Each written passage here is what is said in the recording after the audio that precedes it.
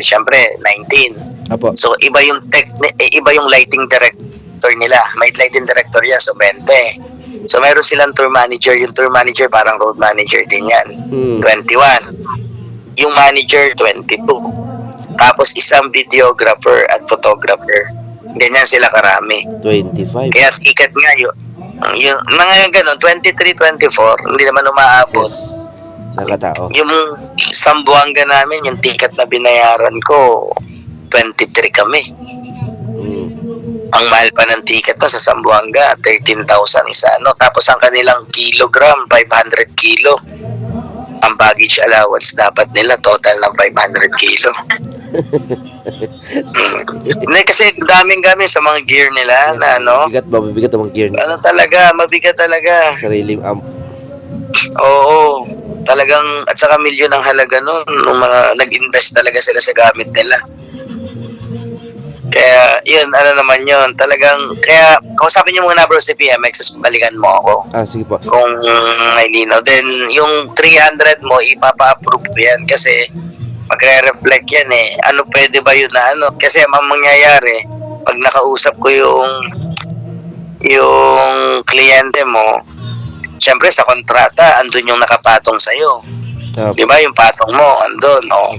Ngayon, dinedeclare namin kasi sa BIR yan eh, lalo na ticket at kahit sabihin ng kliyente mo na hindi sila magkaano ng resibo. Hindi sila hihingi. Okay lang, pero i-declare pa rin namin. Yung resibo, bibigay pa rin namin sa BIR. Kasi ticket at dyan eh, mahirap yan eh. Mememohan kami ng BIR, lalo na't mainit ang Ben dahil alam nila malaki ang kinikita. Kaya lahat dinedeclare namin. Sige po. Tapos okay na po yung kausap ko si Sir Perdi.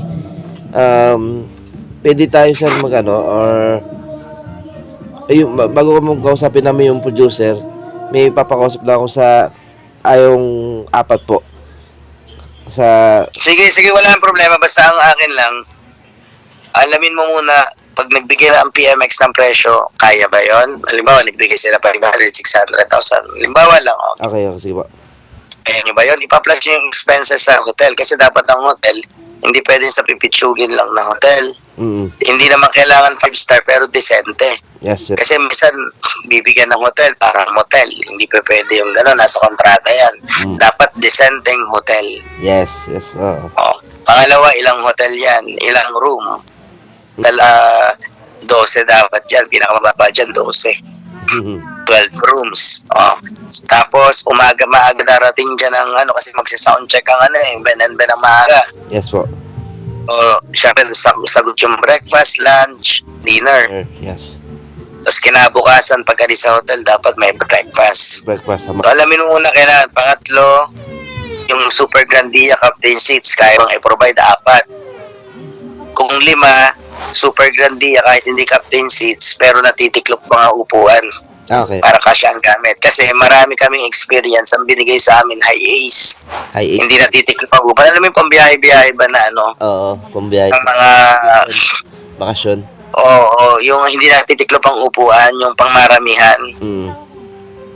Marami nakakaupo, 18, pero yung gamit hindi kasya doon. Tama, opo.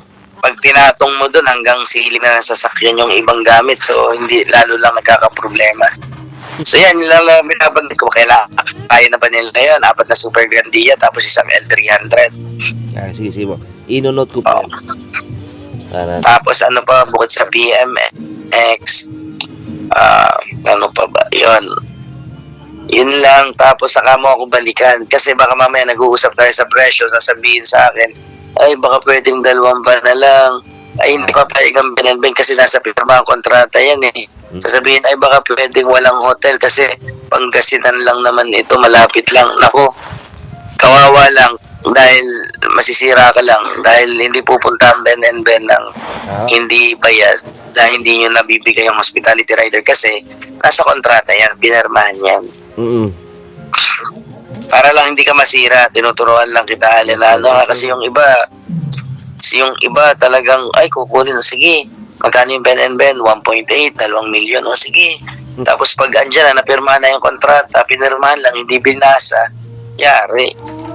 Hindi natutuloy yung Ben. Yes. Kaya minsan may nababasa ka na post ng artist na we would like to inform you that our show ay ganyan, na hindi tuloy sila sa ganitong event due to unforeseen circumstances, uncontrolled, mga ganon. Isa yan sa dahilan dahil hindi sila nababayaran. So yun lang, Allen, nabanggit ko lang sa iyo para may idea ka. So yun lang. Pero kung halimbawa, simple lang, kung halimbawa yung gusto mo, flow G, babayaran 3 songs, 5 songs, okay na.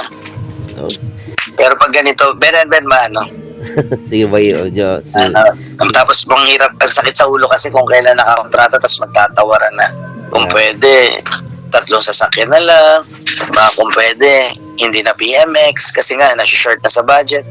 Kawawa lang din kayo nun kasi nakalagay din sa kontrata na pag hindi natuloy, hindi nyo pwedeng i-refund.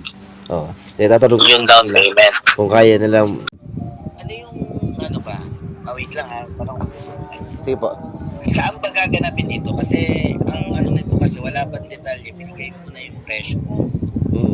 Bali, ang sabi po sa akin is Pangasinan na po gaganapin. Kasi dapat, pangalawa, sige, bago ka magbibigay kasi syempre ng presyo. Dito kasi katulad ng ibang banda na hindi ganun kasikat, na tip to 200 lang. Yes po, sir. Madaling magbigay. Marami pag Ben and Ben kasi para yung parokya ni Edward katulad din na ma'am. Maraming kailangan, lalo na pag ticket sales. Kasi unang-una pag ticket sales, re-receivehan po. Dahil nakatutok dito ang BIR. Opo. Marami itong factor, hindi ito yung katulad na basta pinuklang ng isang kanta. Kasi ticket sales po promote yan Opo. Ngayon, makikita ng BIR na kinuha si Ben and Ben. Opo. Siyempre, dahil ticket sales yan, malamang, sisingilin ng taxes yan. Yung producer din yan. May tax siya doon sa Pangasinan, may tax din yan dito. So, wala namang problema yon. Kaya lang, hindi ka dapat din magbibigay ng presyo kasi magkakaproblema ka dyan dahil iba ang presyo ng artist pag ticketed, pag mga sikat na artist. Okay. Pero kung yung ganon. Pangalawa, magkano yung di ba kung nagpatong ka ng kung ito yung pagkakaintindi ko sa 1.5 nagpatong ka ng 300. Opo. Nagpatong ng 300,000 sa artist so kahit yung kahit sinasara. So pero kung yun yung gusto mo, i-discuss ko kasi transparent ako sa artist kasi ang ko sa kanila kaya tumatagal ako sa industriya. Kung magkano yung usapan namin ng kliyente, binabanggit ko talaga yan. Opo. So ngayon, pag nagresibo kami niyan, magre-reflect yung pinatong mo sa resibo namin. So dapat, may tax pa rin yun. Okay po. Kasi lahat ng nasa resibo may tax yan. Yes po. Ang resibo, Allen, yan? Yung resibo namin, batable. Yes. Ibig sabihin, 12% yung VAT, 15% yung withholding tax. So, yun, binabanggit ko lang yung mga ganun. Hindi to katulad nung basta lang parang special event, school, or sa bar. Hindi siya ganun kadali. Unang-una, hindi ko alam kung kaya ba nila si PMX. Kilala ko si PMX po. Kung kaya nila. Kasi ang PMX, magbabase sa requirement ni Ben and Ben. Okay po. Kung ako kunin mo lang ay simple lang sa PMX na simpleng pang show band, mura lang yun. Pero kung Ben and Ben ang requirement, ang technical requirement, sa ilaw pa lang napakarami na. Tapos sa house, talagang full blast yan. Yes po, alam ko yun. Pero hindi pwede yung niyan. Tapos syempre, may mga specific din na dapat yung technical director at yung spinner niyan, hindi basta-basta. Ang nilalagay ni Ferty ng PMX, pag Ben and Ben, talagang dapat hindi si Bode yung talagang magaling pumihit, hindi basta-basta lang yung si Sir Dom yata yun. Si Sir Dom. Basta yung pwede, pero hindi basta-basta yung pwede pipihit lang na si Bode ang isa doon. Tapos syempre ang sound engineer niyan, dating nasa sound check din si Ronald, kung kilala mo si Ian. Parang narinig ko na po. So marami. Yun lang. Kung makikipag-meeting, siguro mag-usap kami ng producer. Pero ito medyo malabo pa tong usap na to kahit yung iba kasi ganito, bro. Apo. Para lang aware ka. Hindi ko alam kasi kung sino yung client, pero ang daming nag-i-inquire dyan sa Ben & Ben, magpapatikat daw. Pero pag nalaman na yung mga gastusin, plus na bibihira yung go-go dyan na Ben & Ben at ticket. Pera na lang kung halimbawa ay talaga partnership ng SM, ng mga mall, sa ticket net, bibilin yung ticket. Yan, ganyan yan. Pero kung halimbawa ay sariling ano lang, kahit mayaman, dahil sa laki ng expenses, ang system pa, gumastos siya ng kalahati. Doon pa lang sa yung kalahati. Tanong ko lang po, sa sound system kay PMX, magkano kaya abutin nun? Kayo na makipag-usap doon. Sa Pero PMX aabutin ng kalahati. Oo, yung setup ko sa Isabela, ang binayaran ko kay PMX doon, 1.5. Kasi ang stage noon, sobrang laki. 1.5. Ang stage noon, ang ginawa namin, bale, 6 na sa laki ng stage doon sa standard. Okay po. 6 na ganong kalawak. Oh. Tapos yung height times 2. Kasi ang height nung stage, tawag dito, ang height ng stage is 7 feet. Yun yung ginawa namin sa Isabela, lagpas tao. Mataas kasi yung masyadong malaki. Oo. Hindi malaki talaga yung Inakit kasi ng So, yun lang. Oo. So, yun na, binabanggit ko lang to sa mga hindi ko to, pag mga ganyan ticket sales, medyo mabusisi ito. Pero kung halimbawa ay basta event lang, free ticket, free concert, kinuha ng LGU or mas madali yun kasi hindi siya magbusisi. Apo. O sa pag ticket sales na ganyan, usually, dapat 7 working days. Hindi. Dapat yan mga 14 working days. 14 days. 14 days. Bayad na. Hindi, bayad na sila. Fully paid. Okay. Kasi alam mo kung bakit, Allen, ang iniiwasan kasi dyan, ang ginagawa nila dyan, syempre doon kukuha yung iba ng ticket sales doon sa pambayad sa artist. Paano kung lugi? Kahit pa sabihin natin Ben & Ben yan, paano kung nalugi? So anong pambayad nila sa full payment? Kaya ang ginagawa sa kontrata lagi, at least 14 or 10 working days, bayad na ang artist. Kasi hindi ka pwedeng magbase sa dami ng ticket na bibili. Paano kung yung mga tao doon palang bibili sa mismong araw? Di ba? Yun yung inaano ko, Allen, na para lang aware ka. Yes po. Iba kasi ito, halimbawa, pag kinuha mo sa Agsunta, di ba, alam mo naman yan. Yes, po. Walang problema doon. Kahit bayaran mo yan mismo ng pag kinuha mo yung mga ibang band. Pero, pag yung mga ganito, iba kasi iniingatan kasi nila yung brand. Yes. Yung pangalan. So, kaya sobrang meticulous talaga sila sa ganyan. Tapos, syempre sa PMX, meron din yung meron din yung at least 250 kVA na na generator. Oo, dalawang generator, no? Oo, kasi hindi naman kaya yan na itatap lang dun sa kuryente sa laki ng horsepower na sa laki ng volt na magsasabay-sabay na babagsak yung ampere niya. Yes, oo, tama po. Aalon yan. So, yan, para lang at least kung hindi man ito matuloy, alam mo na sa mga susunod yung mga pwede mong banggitin sa kliyente. Kung Ben & Ben kasi ganyan. Kung halimbawa naman, ibang artist, iba-iba kasi ang artist, di ba? Yes, okay. Iba-iba yung mga requirement nila. So, kay Ben & Ben kasi pinakamainit sa Ben & Ben ngayon. Okay. Ngayon, yung sinasabi ko sa'yo na presyo na sa 1.5, 5 kanta lang yon na hindi ticketed. Okay. Oo.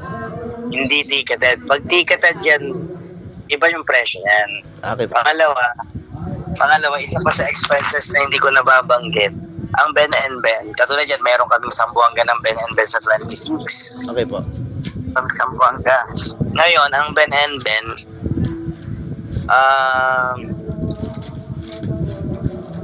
ano yan, 4 na Grandia, isang L300. Mga artist. O yung L300 sa gamit. Yung Super Grandia, naka-captain seats yun. Yung hiwa-hiwalay ang upuan. Oo. Mas mahal ang renta nun. Okay po. Kaya ipoprovide din yun ng client. Pero pwede naman nating i-package yan na ako na ang bahala dyan sa lahat ng kailangan. Pero medyo malaki din ang presyo nun. Kasi ang mahal ng captain seats eh. Kung halimbawa, pag rumenta ka ng high ace lang, mura lang yun. Halimbawa, maghapon lang ng Bulacan, siguro mga 7,000 lang yun.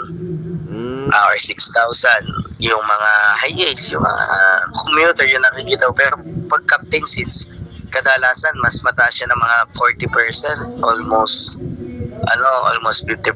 May maabot na ng mga 11,000, 12,000. Tapo. Tsaka ang Ben and Ben drop, door-to-door pickup. Ang bawat member. Kapag mag-aarke lang, kapag ganyan, Pangasinan, door-to-door pickup yan, door-to-door drop-off. Pipick upin niya kaya mahal. Isa-isang pupunta sa bahay nila. So, yun yung mga kaya yung iba kasi hindi alam yan. Kaya akala nila basta ganun lang kadali. Pero ito at least alam mo na. Yes po. Kung ano yung Ngayon, yung sige. mga sponsor, paano kaya yun? Sa sponsor, unang-unang sponsor, syempre, ang kukuha nun, kayo, yung producer. Kasi, Pero, syempre, hindi nyo pwedeng kunin yung sponsor na kalaban ni Ben and Ben. ayun nga po eh. Kalaban sa endorsement. Katulad nito, si Ben and Ben endorser partnership with Globe. So, bawal kayo kumuha ng Smart. Yes, sir. Okay. Tapos, hindi rin pwedeng maging mag-sponsor yung Palmolive, yan, yung mga Rejoice, yung mga Head and Shoulder, kasi endorser sila ng Sunsilk. Tapos humingi ako ng mga list ng mga sponsor nila. Nasa kontrata naman yan. Okay po. Nasa kontrata yan, bro. Ang sa akin lang, kung gusto mo i-push through, ganito to, kung gusto nyong matuloy to, isa lang ang gusto naming malaman. Para kung talagang tutuloy kayo, kausapin nyo muna si PMX. Kasi baka mamaya, PMX. PMX, okay. Kausapin nyo muna si PMX kung magkano ang aabutin. Okay, sige. Kasi baka mamaya, sige, yung presyo ng pero pag nagbigay na ng presyo si PMX, sasabihin ay mataas pala yung sa sound system. Baka pwedeng yung sound system na lang na ganito, magkakaproblema kayo kasi hindi tutugtog ang Ben and Ben kasi nasa kontrata yan. Yes po. Hindi, nasa kontrata pa hindi naman sa kartehan ng Ben and Ben yun. Yes. Nasa kontrata kasi yan. Kasama sa kontrata ng PMX ang sound system. Kasi kailangan walang iba. Kailangan maganda yung tunog. Bukod dun bro, marami namang maganda ang tunog, katulad ng big beatbox, force ink, kung nasa-set-upan nyo na yan, force ink. Malupit yan. Actually, mas maganda pa nga ang gamit ng force ink kasi yung Coldplay, force ink ang isa sa nag-set up. Oo. Pero kasi, ang tamang paliwanag dyan, Allen, yung gamit kasi ng Ben and Ben sa PMX, sila lang talaga, pag band setup, sila lang ang gumagamit nun. Hindi pinapagamit ng PMX sa ibang banda yon. Naka-exclusive lang kay Ben and Ben yung mga gamit na yon. Galing